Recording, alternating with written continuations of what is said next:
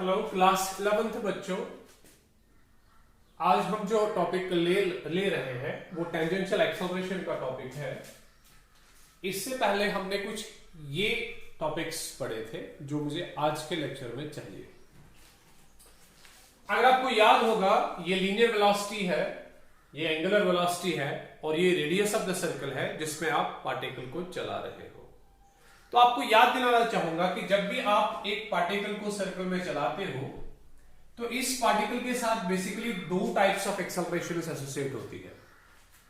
एक वो एक्सेलरेशन जो वेलोसिटी की डायरेक्शन चेंज होने की वजह से प्रोड्यूस होती है। मतलब पार्टिकल यहां से चल रहा है, इसकी वेलोसिटी यहां पे 10 मीटर पर सेकंड है, ये यहां पहुंचा तो इसकी वेलोसिटी फिर से 10 मीटर पर सेकंड है, लेकिन इसकी वेलोसिटी की डायरेक्शन ऑटोमेटिकली चेंज हो गई। मतलब यहां पे डायरेक्शन ऐसे थी, यहां पे डायरेक्शन ऐसे थी, तो डायरेक्शन ऑफ वेलोसिटी चेंज होने की वजह से हम ये बोलेंगे कि इसकी वेलोसिटी चेंज हो रही है और इसका मतलब ये है कि बॉडी एक्सेलरेट हो रही है।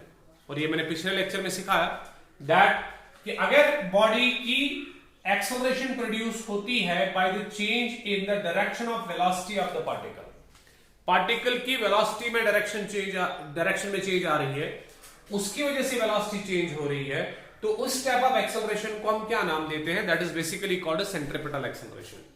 और सेंट्रीपिटल एक्सेलरेशन आप सबको याद होगा that it is given bye v square divided bye r। ये v स्क्वायर अपॉन r के बराबर होती है और जिसको हमने पिछले लेक्चर में डिराइव किया है। आप पिछला लेक्चर देख सकते हो। और इस सेंट्रीपिटल एक्सेलरेशन की जो डायरेक्शन होती है वो हमेशा towards the centre of the circle होती है। ये हमेशा towards the centre of circle होती है। चाहे आप यहां से मेजर करो, यहां से मेजर करो, यहां से मेजर करो, यहां से मेजर करो, तो हर किसी पॉइंट पे अगर आप इसकी डायरेक्शन निकालना चाहते हो तो आप इसकी डायरेक्शन टुवर्ड्स द सेंटर हर किसी पॉइंट पे मान के चल सकते हो।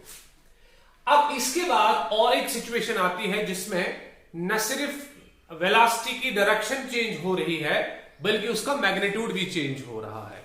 मतलब ये वेलोसिटी 10 मीटर पर सेकंड इधर थी, अब ये यहां पे फॉर एग्जांपल 15 मीटर पर सेकंड बनी, यहां पे अब ये फॉर एग्जांपल 5 मीटर पर सेकंड बनी, कहीं कहीं पे इंक्रीज हो रही है, कहीं पे डिक्रीज हो रही है। तो हम ये बात बोलेंगे दैट यहां पे वेलोसिटी का मैग्नीट्यूड भी चेंज हो रहा है। और जब वेलोसिटी का मैग्नीट्यूड चेंज होगा उस टाइम भी हम ये बोल सकते हैं that body is under acceleration. Body के पास फिर से एक एक्सेलरेशन है, लेकिन उस एक्सेलरेशन को हम टेंजेंशियल एक्सेलरेशन का नाम दे देते हैं। हमें उसी टेंजेंशियल एक्सेलरेशन के लिए एक इक्वेशन पहले डिराइव करनी है। देखो उसके लिए मैं कैसे डिराइव करूंगा और टोटल एक्सेलरेशन के लिए मैं कैसे डिराइव करूंगा रिलेशंस को, फिर उसके बाद थोड़ा सा कॉन्सेप्ट आगे लेंगे। हमारे पास ऑलरेडी रिलेशन है that v is equal to omega cross r। v हमारे पास ओमेगा क्रॉस r के बराबर है, तो मैं ऐसे लिखूंगा एज हमारे पास v जो है that's equal to omega cross r। तो मैं क्या करना चाहूंगा, मैं इस रिलेशन को डिफरेंशिएट करना चाहूंगा विद टाइम। सर क्यों? क्योंकि मैं चाहता हूं कि ये चेंज हो जाए, v चेंज हो जाए टाइम के साथ साथ। और जब v चेंज हो जाएगी टाइम के साथ साथ तभी मुझे कॉन्सेप्ट मिलेगा दैट इस बॉडी के वेलोसिटी के दोनों चीजें चेंज हो रही है। एक तो डायरेक्शन चेंज हो रही है, डायरेक्शन खुद चेंज हो रही है क्योंकि ये सर्कल में चल रहे हैं, हमने ओमेगा डिफाइन किया है, तो ये सर्कल में चल रही है। सर्कल में चलने का मतलब है इसकी डायरेक्शन ऑफ वेलोसिटी तो चेंज हो रही है, उसमें कोई दो राय नहीं है। लेकिन जब मैं इस v को टाइम के साथ डिफरेंशिएट करूंगा तो मेरा वो कहने का मतलब है कि इसकी वेलोसिटी जो है वो मैग्नीट्यूड में भी चेंज हो रही है। कुछ ऐसे मैं कहूंगा, सी मैं इसको डिफरेंशिएट करूंगा, मैं कहूंगा dv by dt किसके बराबर आएगा। Let us see dv by dt किसके बराबर हम देख सकते हैं। तो हमने यहां से d by dt लिया, तो यहां से भी हम d by dt को कंसीडर करेंगे। d by dt of omega cross r, ये कुछ ऐसे लेते हैं, कुछ ऐसे। अब हम इसको डिफरेंशिएट करेंगे। देखो डिफरेंशिएशन में हम प्रोडक्ट रूल का यूज करेंगे जो आपने पढ़ा होगा डिफरेंशिएशन में, ठीक है। पहले इसको डिफरेंशिएट करेंगे, इसको वहीं पे रखेंगे, उसके बाद इसको डिफरेंशिएट करेंगे, इसको अपनी जगह पे रखेंगे। ये प्रोडक्ट रूल का रूल होता है हमारे पास। तो डिफरेंशिएशन में कुछ ऐसे लिखेंगे हम, dv by dt rate of change of linear velocity, आप जानते हो वो क्या होगा, वो मैं आपको इसके बाद बताऊंगा, इज इक्वल टू ओमेगा की पहले डिफरेंशिएशन होगी तो ये बनेगा D omega by D T और क्रॉस रहेगा आर, क्रॉस प्रोडक्ट चेंज नहीं होना चाहिए। हमने पहले D by D T omega को दिया तो बना D omega by D T, उसके बाद क्रॉस यहां पे है तो आर वहीं पे रहा। अब उल्टा हो जाएगा इसी का, अब हम ओमेगा को ही अनचेंज्ड रखेंगे लेकिन ये डी बाई डी टी अब आर को मिलेगा तो हमें मिलेगा D by D T of R, कुछ ऐसे। ये हमारे पास इसके डिफरेंशिएशन आएगी। तो हमें पहले से पता है कि v is equal to omega cross R है, हम इसको टाइम के साथ डिफरेंशिएट करना चाहते हैं, हम चेंज देखना चाहते हैं कितनी आएगी वेलोसिटी में। तो dv बाई dt जो है वो किसके बराबर आएगा, ओमेगा को डिफरेंशिएट किया, आर को अपनी जगह रखा, प्लस अब ओमेगा को अपनी जगह पे रखा, आर को डिफरेंशिएट किया। अब देखो बेटा अब यहां पे क्या होगा, अब आप ये देख सकते हो dv बाई dt जो है, dv बाई dt हो गया rate of change of velocity, तो उसको आप जानते हो वो एक्सेलरेशन होगी, linear acceleration. Rate of change of velocity is called linear acceleration, rate of change of angular velocity is called angular acceleration, rate of change of linear displacement is called shabash linear velocity। so see what happens, क्या होगा। so dv by dt को हम a लिखेंगे, a is the acceleration produced in the body, ये a acceleration produced है। d omega by dt क्या है, ये अल्फा होगा, मीन्स एंगुलर एक्सेलरेशन होगी, cross with R, cross with the radius, plus अगर हम लिखे plus omega omega cross D R by D T को मैं v लिखूंगा, दिस इज लीनियर वेलोसिटी। अब सवाल से ये लीनियर वेलोसिटी कैसे, ये तो ठीक है, dv बाई dt हो गया rate of change of velocity is called acceleration, तो लीनियर एक्सेलरेशन होगी, v लीनियर वेलोसिटी है तो इसकी चेंज आएगी तो a आएगा, मतलब linear acceleration. Omega angular velocity है, इसकी रेट ऑफ चेंज ऑफ अगर हम लिखेंगे तो एंगुलर एक्सेलरेशन आएगी, ये r वहीं पे है, ये ओमेगा वहीं पे है, लेकिन सर dr बाई dt को आपने v कैसे लिखा, देखो बेटा अगर हम dr बाई dt लिखते हैं, dr बाई dt का मतलब ये है कि अगर पार्टिकल का पोजीशन वेक्टर चेंज होता है, सपोज मैं यहां पे जाऊंगा, इधर जाता हूं, देखो बेटा ये मेरे पास एक पार्टिकल ऑलरेडी प्रेजेंट है, ये पार्टिकल का position vector for example r1 है, आई सपोज ये पार्टिकल का पोजीशन वेक्टर r1 है, ठीक है ना, और इसके बाद ये पार्टिकल इधर चला गया तो इसका पोजीशन वेक्टर r2 है, यहां पे इसका पोजीशन वेक्टर r1 है, यहां पे इसका पोजीशन r2 है, पोजीशन वेक्टर r2 है। तो अगर मैं देखूं पोजीशन वेक्टर चेंज हो गया है, कहां से कहां, r1 से r2 की तरफ।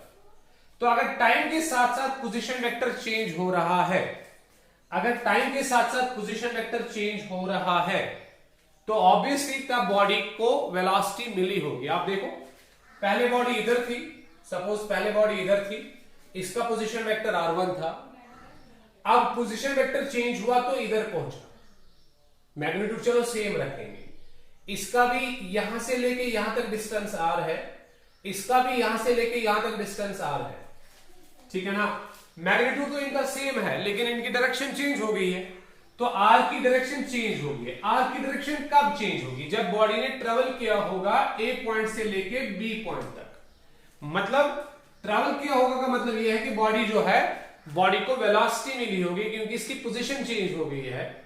जब बॉडी की पोजीशन चेंज हो जाएगी, पोजीशन वेक्टर चेंज हो जाएगा, तब बॉडी को ऑब्वियसली वेलोसिटी मिली होगी।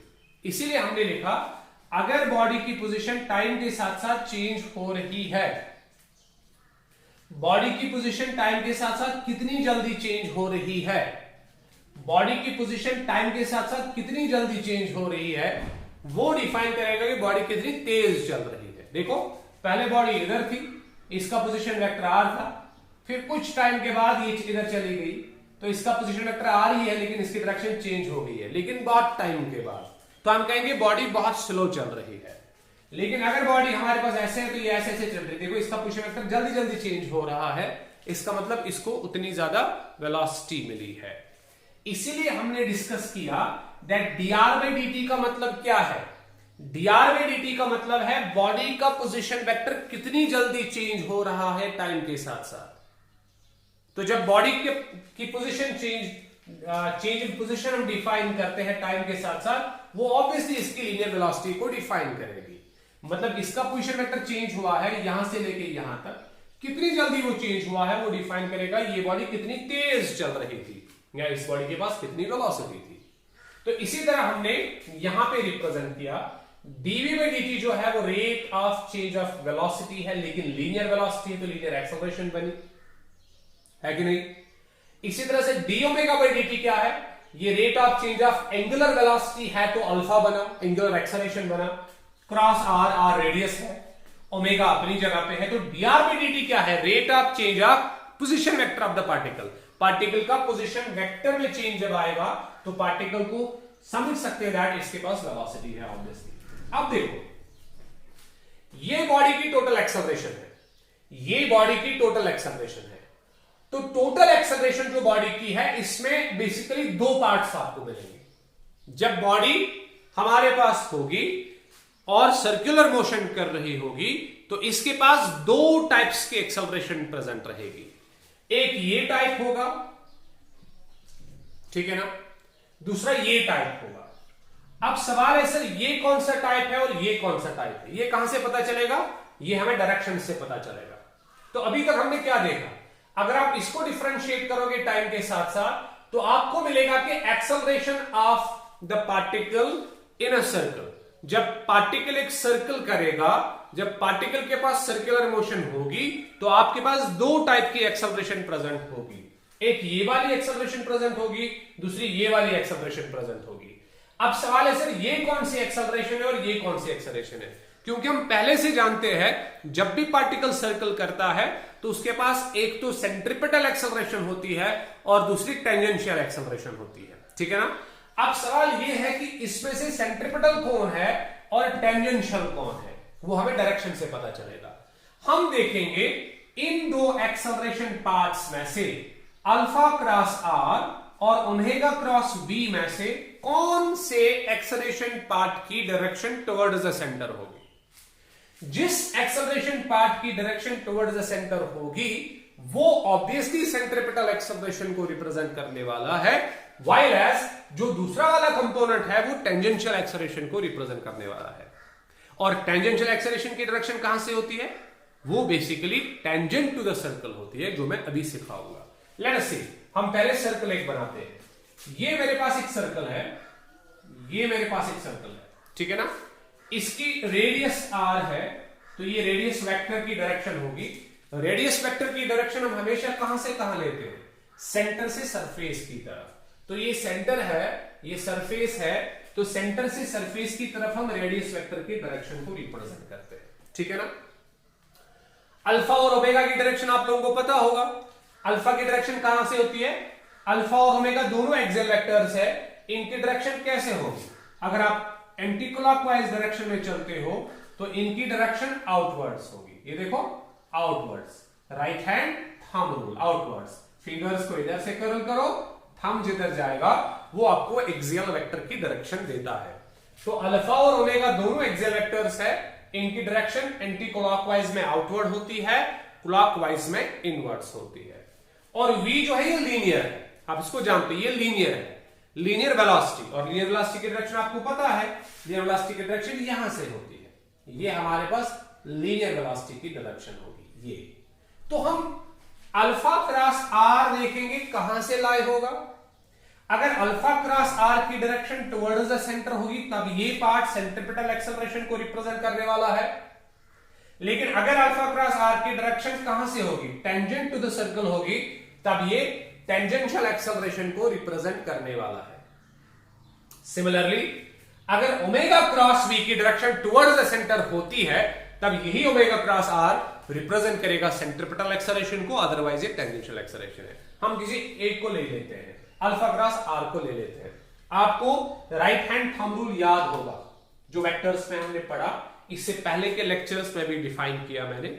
ये फॉर एग्जांपल a है, ये b है, तो ये a क्रॉस b, ये a क्रॉस b होगा, ठीक है ना, a क्रॉस b मेरी तरफ। आपको याद होगा, जो नए सब्सक्राइबर्स है वो याद रहे, उनको याद रहे, उनको मैं याद दिला दूं दैट अगर ये a है और ये b है तो ए क्रॉस बी जब आपको कैलकुलेट करना होगा तो आप अपने राइट हैंड के फिंगर टिप्स को along the direction of first vector align करोगे, ठीक है ना, उस तरह से कि आपको दूसरा वेक्टर हाथ में आ जाए। ऐसे नहीं कि आपको दूसरा वेक्टर हाथ में नहीं आए। देखो नहीं आया, नहीं आया। ऐसे फिंगर टिप्स को अलाइन करो along the direction of the first vector, आपको दूसरा वेक्टर हाथ में आ जाए। ये दूसरा वेक्टर हाथ में आ गया, तब जिस डायरेक्शन में आपका थंब रहेगा वही रिप्रेजेंट करेगा direction of the A cross B. A cross B की डायरेक्शन को रिप्रेजेंट करेगा। तो हम वही यहां पे यूज करने वाले हैं, अल्फा क्रॉस आर। जरा अल्फा देखो कैसे, अल्फा तो बाहर की तरफ है सर, ये अल्फा है, और ये आर है, आर तो ये है सर, तो ये ऐसे है। देखो अल्फा क्रॉस आर ऐसे है, अल्फा है बाहर की तरफ, देखो अल्फा बाहर की तरफ है, और ये कौन है, ये आर है। अल्फा क्रॉस आर देखेंगे, जरा देखो alpha cross R, alpha cross R यहां पे देखेंगे अल्फा क्रॉस आर कहां जाएगा, इस पॉइंट पे, पार्टिकल इस पॉइंट पे है। अल्फा क्रॉस आर को मैं लेके जाता हूं, अल्फा क्रॉस आर, देखो अल्फा क्रॉस आर, इधर देखो बेटा, अल्फा क्रॉस आर कैसे डिफाइन करेंगे, ये अल्फा है, देखो इधर अल्फा, इधर अल्फा, अल्फा क्रॉस आर ऊपर की तरफ, देखो अल्फा क्रॉस आर ऊपर की तरफ, तो ऊपर की तरफ का मतलब टेंजेंशियली, देखो tangentially, alpha cross R tangentially. तो ये अल्फा क्रॉस आर बेसिकली जो है ना, ये इसका मतलब ये है कि ये टेंजेंशियल एक्सेलरेशन होगी, तब ये सेंट्रीपिटल होनी चाहिए। कौन, ओमेगा क्रॉस बी, तो इसके डायरेक्शन कहां होनी चाहिए, टुवर्ड्स द सेंटर। देखते हैं ओमेगा, ओमेगा एक्सियल वेक्टर है, ये एक्सियल वेक्टर है, वी ये है, तो हमारे पास इसका वेक्टर ऐसे है, देखो ये है वेक्टर ओमेगा क्रॉस वी। जरा ओमेगा क्रॉस वी करते हैं, ओमेगा क्रॉस वी, ओमेगा, ये ओमेगा है, ओमेगा क्रॉस वी, वी ये है, देखो ओमेगा क्रॉस वी, देखो ओमेगा क्रॉस वी, ये ओमेगा है, ये वी है, ओमेगा क्रॉस वी किधर, टुवर्ड्स द सेंटर। इसका मतलब ये है कि ये वाला पार्ट जो अल्फा क्रॉस आर है, इसकी डायरेक्शन टेंजेंशियल होगी, इस एक्सेलरेशन पार्ट की डायरेक्शन टेंजेंशियल होगी, इस ओमेगा क्रॉस वी की डायरेक्शन टुवर्ड्स द सेंटर होगी। इसलिए ये वाला जो है ये AC को रिप्रेजेंट करने वाला है, मतलब सेंट्रीपिटल एक्सेलरेशन को, और ये वाला टेंजेंशियल एक्सेलरेशन को रिप्रेजेंट करने वाला है AP को। आई होप दैट आप लोगों को ये समझ आया होगा अल्फा क्रॉस आर क्या होता है, ओमेगा क्रॉस वी क्या होता है। सो अगर आपको समझ नहीं, आप थोड़ा सा फिर से कॉन्सेंट्रेट करो। अल्फा और आर को मैं बनाता हूं, अल्फा और ओमेगा दोनों एक्सियल वेक्टर्स है, इसका मतलब इन दोनों की डायरेक्शन कैसे होगी, आउटवर्ड्स, कुछ ऐसे along the axis of rotation, ऐसे आउटवर्ड्स, ठीक है ना। तो डायरेक्शन का क्या है, डायरेक्शन आप इधर डिफाइन करो, इधर डिफाइन करो, इधर डिफाइन करो, इधर डिफाइन करो, इधर डिफाइन करो, इसका कुछ भी मसला नहीं है। तो ये आउटवर्ड्स होंगे, ये अल्फा की डायरेक्शन है और ये ओमेगा की डायरेक्शन है, ये आर की डायरेक्शन है। मुझे यहां पे चाहिए, यहां पे AC की एक्सेलरेशन और AT की एक्सेलरेशन, मुझे इस पॉइंट पे चाहिए what is alpha cross R, what is alpha cross R and what is omega cross V. तो मैं इधर डिफाइन कर रहा हूं, ये अल्फा है, अल्फा है, ये आर है, ये आर है, तो अल्फा क्रॉस आर जब करेंगे this is alpha cross R, तो ऊपर की तरफ, मतलब यहां से कौन एक्सेलरेशन, कौन सी एक्सेलरेशन होगी, टेंजेंशियल। तो ये वाला पार्ट टेंजेंशियल एक्सेलरेशन को रिप्रेजेंट करेगा, और ये वाला पार्ट क्या होगा, ये ओमेगा है, ये ओमेगा है, और ये वी है, ये वी है। तो ओमेगा क्रॉस वी जब आप करोगे, ये ओमेगा क्रॉस वी जब आप करोगे तो अंदर की तरफ, मतलब ये वाला पार्ट सेंटर की तरफ होगा। इसलिए हमने लिखा कि ये वाला पार्ट जो है, ये वाला पार्ट अल्फा क्रॉस आर और AC हम कुछ ऐसे लिखेंगे, अल्फा क्रॉस आर जो है is along the tangent to the circle, along the tangent to the circle, ये टेंजेंट टू द सर्कल है, एंड इज देयरफॉर, इसलिए इसको हम कहेंगे, and is therefore called tangential acceleration, called tangential acceleration. तो ये टेंजेंशियल एक्सेलरेशन कहलाएगी, ठीक है ना। While as omega cross V, जो ओमेगा क्रॉस वी है बेटा, इज टुवर्ड्स कहां की तरफ, towards the center of circle, towards the center of circle, and is therefore called as what? Centripetal acceleration. इसको हम सेंट्रीपिटल एक्सेलरेशन का नाम देते हैं। तो आपको याद होगा इनको हम सॉल्व कैसे करते हैं, या इसकी रिलेशन क्या होगी और इसकी रिलेशन क्या होगी, जरा देखते हैं। Therefore, अगर हम टेंजेंशियल एक्सेलरेशन की बात करें तो टेंजेंशियल एक्सेलरेशन कितनी होगी, जरा देखो बेटा। Therefore, AT टेंजेंशियल एक्सेलरेशन कितनी होगी, देखो जरा। Therefore, AT टेंजेंशियल एक्सेलरेशन को हम लिख सकते हैं दैट आप अल्फा क्रॉस आर हो, अल्फा क्रॉस आर हो, और हम सेंट्रीपिटल एक्सेलरेशन को लिख सकते हैं कि आप तो ओमेगा क्रॉस आर हो, ओमेगा क्रॉस आर हो। अब देखो बेटा, अब अगर अल्फा और आर को आप देखोगे, अल्फा और आर के बीच में 90 डिग्री एंगल होगा। ये अल्फा है, ये आर है, तो 90 डिग्री एंगल है। ओमेगा क्रॉस आर के बीच में भी 90 डिग्री एंगल होगा। Omega cross V, omega cross V, not R, so omega cross V, this omega cross V. So omega cross V के बीच में भी 90 डिग्री एंगल, ये ओमेगा है, ये वी है। आप देखो ओमेगा क्रॉस वी के बीच में भी 90 डिग्री एंगल है। तो अगर आपको याद होगा, हम इन क्रॉस प्रोडक्ट को जब ब्रेक करते हैं तो वहां पे साइन ऑफ थीटा आता है। So AT can be written as alpha r sine of theta, ठीक है ना। AT is equal to alpha r sine theta.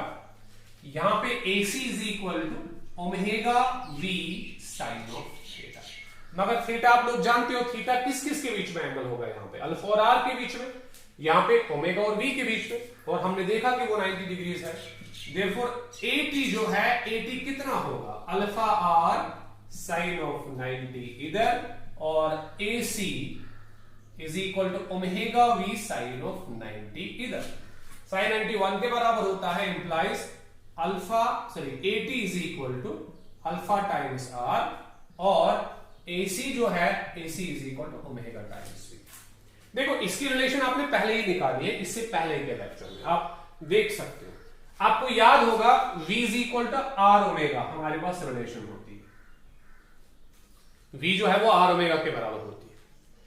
तो इसका मतलब क्या है, ओमेगा किसके बराबर आएगा, omega is equal to V by R, omega is equal to V by R. देखो V is equal to R omega, तो ओमेगा किसके बराबर, ये आर डिवाइड हो जाएगा तो वी बाय आर। अगर आप यहां पे देखोगे AC कितना मिलेगा, ओमेगा की वैल्यू कितनी, वी बाय आर, और ये V वहीं पे, तो V इंटू वी क्या हो गया, V square divide by R. यही तो आपने निकाला था, जो आप डेरिवेशन ऑफ सेंट्रीपिटल एक्सेलरेशन अगर आप वीडियो देखोगे उसमें हमने यही तो डिराइव किया था, V square divided by are.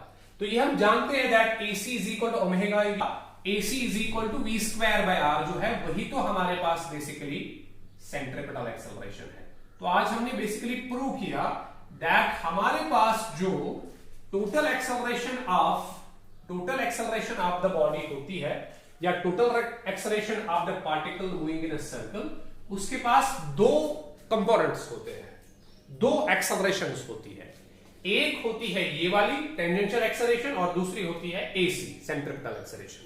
और ये आप जानते हो, ये कब आएगी, ये कब आएगी, और ये कब आएगी, ये हम जानते हैं। देखो बेटा, ये कब आएगी, हम जानते हैं दैट ये वाली कब आएगी, ये तब आएगी जब मैग्नीट्यूड ऑफ वेलोसिटी चेंज होगा, और ये तब आएगी जब डायरेक्शन ऑफ वेलोसिटी चेंज होगी। आप देखो बेटा, हम क्या करेंगे, यहां पे हम लिखेंगे this component of acceleration, this component of acceleration is due to, किसकी वजह से, change in magnitude of velocity, magnitude of velocity, ठीक है ना। और ये वाला this component is due to change in direction of velocity, ठीक है ना, डायरेक्शन ऑफ वेलोसिटी। इसलिए आप कभी इसको टेंजेंशियल एक्सेलरेशन को ऐसे भी लिखते हो। देयरफॉर टेंजेंशियल एक्सेलरेशन को कभी कभी ऐसे भी लिखते हैं, d by dt of v। Sir ये तो v वेलोसिटी हो गई, लेकिन वेलोसिटी तो दो चीजों से चेंज होती है, ये कहां टेंजेंशियल बनेगी, हाँ ये बनेगी, लेकिन आप अगर इसको यहां पे मैग्नीट्यूड रखोगे, मतलब अगर मैग्नीट्यूड ऑफ वेलोसिटी चेंज होता है तब AT बनेगा। अगर मैग्नीट्यूड ऑफ वेलोसिटी चेंज होता है तब आपके पास क्या बनेगा, टेंजेंशियल एक्सेलरेशन बनेगा। अदरवाइज अगर डायरेक्शन चेंज हो जाती है तब आपके पास क्या बनेगा, सेंट्रीपिटल एक्सेलरेशन बनेगा। अब आप थोड़ा सा अगर कंसंट्रेट करोगे, देखो थोड़ा सा अगर कंसंट्रेट करोगे तो हमें एक चीज समझ आया। हम यहां पे ड्राइंग करेंगे अब इसकी, देखो हमें क्या समझ आया, हमें समझ ये आया दैट यहां पे अगर पार्टिकल चलता है तो इसकी दो टाइप्स ऑफ एक्सेलरेशन होगी। टुवर्ड्स द सेंटर एक होगी जिसको हमने एसी नाम दिया, सेंट्रीपिटल एक्सेलरेशन, और टेंजेंट टू द सर्कल और एक होगी जिसको हमने क्या नाम दिया, टेंजेंशियल एक्सेलरेशन। ठीक है ना। तो जो पार्टिकल यहां पे घूम रहा है बेटा, इसके पास एक्सेलरेशन के दो कंपोनेंट्स होंगे, एक तो एसी होगा टुवर्ड्स द सेंटर और दूसरा एटी होगा टेंजेंट टू द सर्कल। और अगर आप नेट एक्सेलरेशन निकालना चाहते हो तब आपने वेक्टर्स तो पढ़े होंगे कि नेट एक्सेलरेशन कैसे निकालेंगे, यहां पे पैरेललोग्राम लॉ यूज करेंगे और पैरेललोग्राम लॉ बताएगा दैट जो नेट एक्सेलरेशन होगी वो तो इधर से होगी, ये हमारे पास नेट एक्सेलरेशन होगी ये। और अगर आपको याद होगा, आपको यह भी पता होगा कि ये नेट एक्सेलरेशन कैसे लिखी जाएगी, मतलब ए के दो कंपोनेंट्स हैं, एसी और एटी, तो ए टोटल कैसे लिखा जाएगा वो आपको याद होगा। मैं थोड़ा सा वेक्टर्स पे जाना चाहूंगा और आपको थोड़ा सा रिफ्रेश कराना चाहूंगा माइंड में कि हमारे पास जब वेक्टर को रिजॉल्व किया जाता है तब उस वेक्टर को कैसे लिखा जाता है। अगर आपके पास वेक्टर ए है और इसके आपने दो कंपोनेंट्स निकाले हैं, यहां से एक कंपोनेंट ax निकाला है, यहां से दूसरा कंपोनेंट ay निकाला है, ठीक है ना। तब अगर आपको पूछा जाए कि इस a वेक्टर का magnitude in terms of components कैसे हम लिखते हैं, तब आपको याद होगा magnitude of a is equal to under root of ax का स्क्वायर प्लस ay का स्क्वायर। ये हमारे पास कॉन्सेप्ट है, ये आपको वेक्टर्स याद रखने होंगे दैट हमारे पास जो वेक्टर a है इसके दो कंपोनेंट्स है ax और ay, और अगर हमें वेक्टर a का मैग्नीट्यूड लिखना होगा तो इसका मैग्नीट्यूड होता है इसके कंपोनेंट्स का स्क्वायर। इसी तरह से यहां पे हमारे पास a है, सर a है क्या, at हम लिखेंगे इसको कैपिटल T, टोटल एक्सेलरेशन हमारे पास है। तो ये टोटल एक्सेलरेशन जो है इसके कितने कंपोनेंट्स है, दो कंपोनेंट्स, कौन कौन सा, ac और at। तो लिखा कैसे जाएगा मैग्नीट्यूड इसका, अंडर रूट ऑफ ac का स्क्वायर प्लस at का square. So therefore total acceleration बोलो या और net acceleration अगर आप बोलोगे, net acceleration of a particle किसमें, in circular motion is represented as, इसको हम ऐसे रिप्रेजेंट करेंगे, represented as, देखो बेटा कैसे रिप्रेजेंट करेंगे, इसको लिखेंगे दैट ए जो है at टोटल एक्सेलरेशन जो है या नेट एक्सेलरेशन जो है, at नेट एक्सेलरेशन जो है that can be written as under root of, हाँ बेटा कौन सा, ac का स्क्वायर प्लस at का स्क्वायर, कुछ ऐसे, ये हमारे पास नेट एक्सेलरेशन होगी, ठीक है ना। सो दिस बेसिकली फिनिशेस हमारा सर्कुलर मोशन। तो आप ये कॉन्सेप्ट थोड़े से और क्लियर हो जाएंगे आपको, हम इस पे थोड़े से न्यूमेरिकल्स देते हैं, बहुत सिंपल से न्यूमेरिकल्स, फिर आपको समझ आए कि ये एसी कैसे कैलकुलेट करते हैं, एटी कैसे कैलकुलेट करते हैं और ये ए टोटल कैसे कैलकुलेट करते हैं। चलो तो हम न्यूमेरिकल पे जाएंगे। पहला न्यूमेरिकल अब लेते हैं, हम रिलेशंस को याद करेंगे। पहले हम रिलेशंस को याद करेंगे कि हमारे पास कौन कौन से रिलेशंस है। हमारे पास रिलेशंस कुछ ऐसे हैं, v is equal to R omega हमारे पास एक रिलेशन है जो हमें याद रखनी है, ठीक है ना। हमारे पास और एक रिलेशन है कि AC सेंट्रीपिटल एक्सेलरेशन किसके बराबर होता है, हमने देखा वो v स्क्वायर बाय r के बराबर होता है, v स्क्वायर बाय r के बराबर होता है, ये सेंट्रीपिटल एक्सेलरेशन है, ठीक है ना।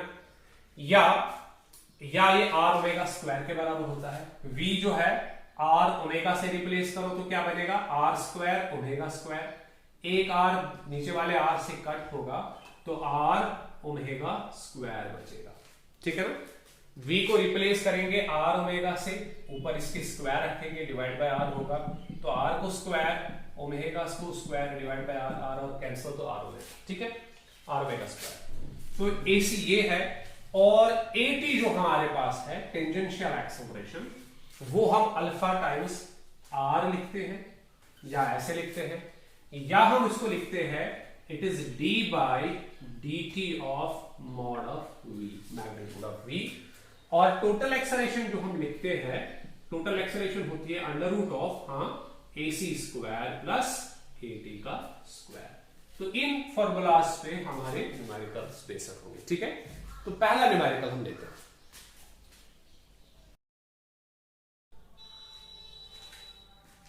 If v is equal to 2t, r is equal to 9, find AC, AT and ANet at t is equal to 3 seconds. तो सोल्यूशन हम लिखेंगे, देखो बेटा, सेंट्रीपिटल एक्सेलरेशन तो यहां से हमें मिलेगी v square divide bye r से, बिकॉज v हमें पता है, r हमें पता है, तो हम v स्क्वायर बाय r करेंगे at t is equal to 3 seconds। तो AC में निकालूंगा पहले, AC is equal to AC हमें मिलेगा v स्क्वायर बाय r, ये v स्क्वायर बाय r होगा, तो हम लिखेंगे implies AC is equal to v की स्क्वायर मतलब 2t का होल स्क्वायर अपॉन r का मतलब 9, तो ये होगा AC इज इक्वल टू 2 का स्क्वायर हो गया 4, 2 का स्क्वायर 4 हो गया इंटू t का स्क्वायर डिवाइडेड बाई 9। मगर टाइम हमें 3 सेकेंड्स दिया गया है, तो AC हमें मिलेगा 4 मल्टीप्लाइड बाई 3 का स्क्वायर डिवाइडेड बाई 9। ये 3 का स्क्वायर 9 हो गया, तो 9 डिवाइड बाई 9 कट हो गया, तो AC इज इक्वल टू 4 हमें मिलेगा। ये AC मिला। अब AT हमें चाहिए, वो अल्फा टाइम्स R के बराबर है, तो अल्फा गिवन नहीं है, लेकिन d by dt of v हम निकाल सकते हैं।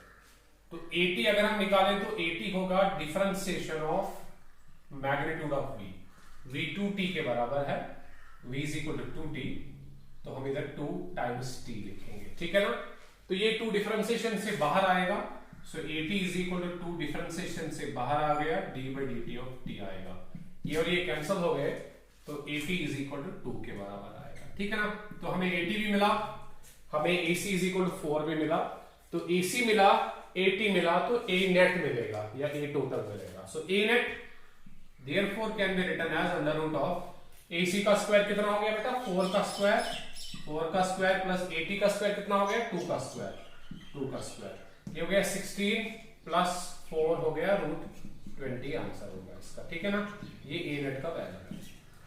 और मुझे लगता है कि अगर हमें ये भी पूछा जाएगा कि इसकी डायरेक्शन कहां से है, A नेट की डायरेक्शन कहां से है, तो हम डायरेक्शन ऐसे निकालेंगे। देखो बेटा, अगर हमें डायरेक्शन पूछी जाए, वो तो क्वेश्चन में पूछा नहीं गया है, लेकिन कभी हमें डायरेक्शन भी पूछा जाएगा। अगले वाले लेक्चर्स, अगले वाले जो क्वेश्चन है उसमें आप देखोगे हमें डायरेक्शन की बहुत जरूरत पड़ेगी।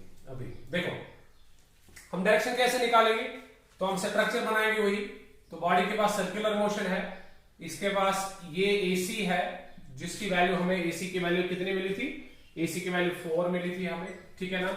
ये AT है, टेंजेंशियल एक्सेलरेशन है, इसकी वैल्यू हमें 2 मिली, तो ये हमारा नेट है A नेट, यहां से जो हमें अभी निकाला था A नेट वो रूट 20 है, ठीक है।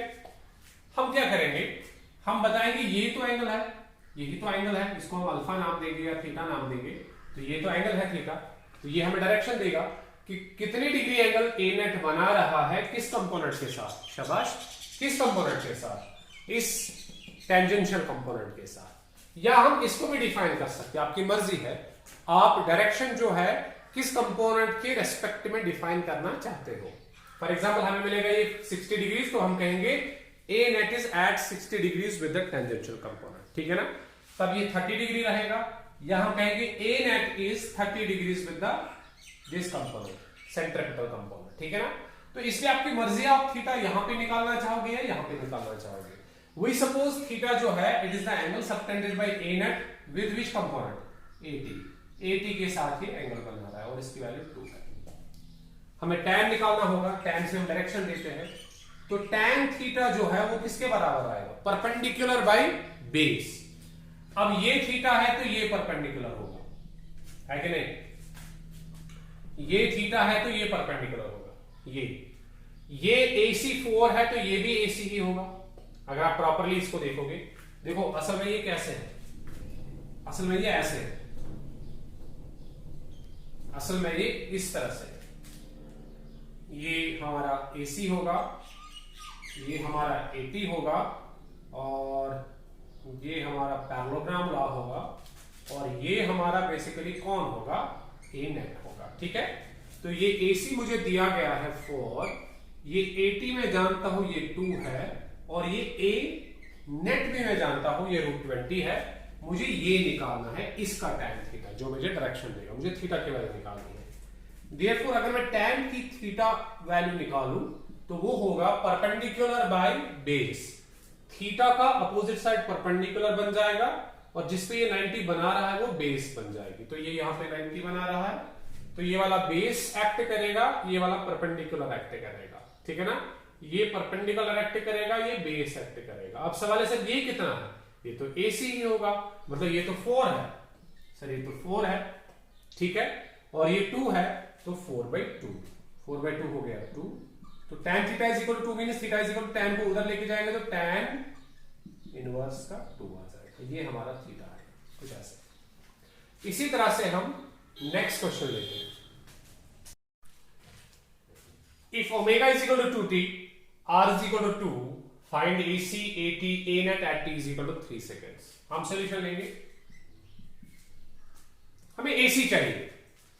AC के लिए हमें क्या चाहिए, v²/r, v नहीं दिया हुआ, या हमें r ओमेगा स्क्वायर चाहिए। तो r हमें पता है, ओमेगा की स्क्वायर लेते हैं तो आंसर मिलेगा। हम AC निकालेंगे। AC is equal to r omega square, that's equal to r is 2, omega की स्क्वायर है 2t का होल स्क्वायर, 2t का होल स्क्वायर। ठीक है, तो AC मिलेगा 2 मल्टीप्लाइड बाय 2 की स्क्वायर 4 हो गया और t की स्क्वायर, सो 4 2 8t स्क्वायर। तो 8t स्क्वायर हमारा AC है, लेकिन कौन से टाइम पे, 3 सेकेंड्स पे। तो इसका मतलब AC जो है वो होगा 8 मल्टीप्लाइड बाई 3 का स्क्वायर, सो ये होगा 8 मल्टीप्लाइड बाई 9, तो 72 आ जाएगा। तो AC हमें मिला, तो AC जो है वो 72 होगा। ठीक है ना, ये 72 होगा। हमें r ओमेगा स्क्वायर चाहिए था, ठीक है ना, हाँ हमें r ओमेगा स्क्वायर चाहिए था। तो r के बदले 2 है, ओमेगा के बदले हमारा 2t का स्क्वायर आ जाएगा। तो ये 2 इंटू 2 2 4 हो गया और t स्क्वायर आ जाएगा, तो 8t स्क्वायर आ गया। तो t हमारा 3 सेकेंड्स है, तो 8 इंटू 3 का स्क्वायर हो गया 72। सिमिलरली हमें क्या चाहिए, और सर हमें तो AT अब चाहिए टेंजेंशियल, तो ये कैसे निकालेंगे, हमें तो v पता ही नहीं है। हम v निकालेंगे पहले इधर से, हम जानते हैं कि v जो है वो r ओमेगा के बराबर होता है कि नहीं। इंप्लाइज अगर हम v लिखेंगे तो v मुझे मिलेगा, r की वैल्यू 2 है, ओमेगा की वैल्यू 2t है, ओमेगा की वैल्यू 2t है, तो इसका मतलब 4t आ रहा है, v आएगा। v हमें मिला, ठीक है ना, v हमें मिला। तो हम यहां पे अब d/dt ऑफ v निकाल के AT निकाल सकते हैं। Therefore A टेंजेंशियल जो है वो कितना होगा, d/dt of 4t implies A tangential होगा 4 बाहर निकलेगा, dt/dt आएगा, ये कट हो गया तो 4 आ गया, तो AT भी मिला हमें। ठीक है ना, AC मिला हमें 72, AT मिला हमें 4। AC हमने कैसे निकाला, r ओमेगा से, AT हमने निकाला इससे। ठीक है, v is equal to r omega से, इसको लिखा r ओमेगा स्क्वायर। अब हमें A नेट निकालना है, तो A नेट कैसे निकालेंगे, A नेट आपको आ सकता है, A net is given by, A net is equal to under root of AC का स्क्वायर प्लस AT का स्क्वायर। तो इसको सॉल्व करो, मुझे लगता है आपको ये आएगा। ठीक है, AC का स्क्वायर कितना हो गया, 72 का स्क्वायर प्लस AT का स्क्वायर कितना हो गया, 4 का स्क्वायर। इसको सॉल्व करो, आपको A नेट मिलेगा। आपको एंगल भी मिल सकता है अगर आप चाहो तो। और एक न्यूमेरिकल देखते हैं, if omega is equal to 2t and r is equal to 2, find time after which AT makes 37 degrees angle with A net. ठीक है, हमें अब टाइम निकालना है, इससे पहले हमें टाइम वहीं से दिया होता था, अब हमें टाइम निकालना है जब AT और A नेट के बीच में कितने डिग्री एंगल होगा, 37 डिग्री। देखो हम बेसिकली वो स्ट्रक्चर फिर से याद रखेंगे। ये हमारे पास AC और A नेट है, ये हमारे पास AC है, ये हमारे पास AT है और ये हमारे पास A नेट है। ठीक है ना, ये A नेट हमारे पास है, कुछ ऐसे सपोज।